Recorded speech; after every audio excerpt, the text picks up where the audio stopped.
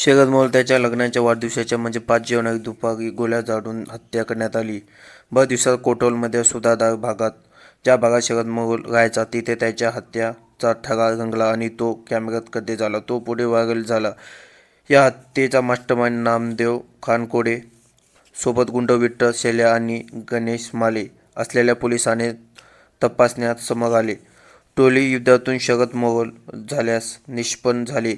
यातील विठ्ठल शेले आणि खानकोडे यांना पुणे पोलिसांनी बेड्या ठोकल्या आणि गणेश माले या सध्या फरार आहे. पुणे पोलिसांच्या गुन्हेशाखाकडून पथकाकडून त्याचा शोध घेतला जातोय. दरम्यान पुणे पोलिसांनी युद्ध मोहोळ हत्याकांड प्रकरणातील मुख्य आरोपी गुंड विठ्ठल शेलेची त्याच्या भागात काढली आहे. या घटनेचा व्हिडिओ आला आहे. या व्हिडिओ ते पुणे शाखेचे पोलीस शेलेच्या बेड्या घालून रस्त्यातून घेऊन जात आहे असे दिसत आहे.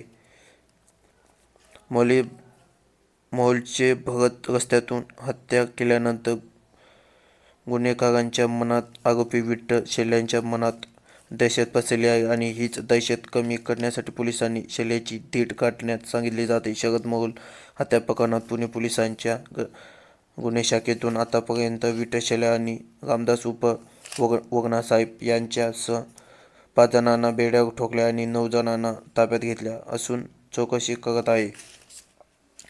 तर शरद मोहोळ हत्येनंतर कोटुलसह पुण्यातील टोळी युद्ध भागात तपासण्याची शक्यता वर्तवली जात आहे.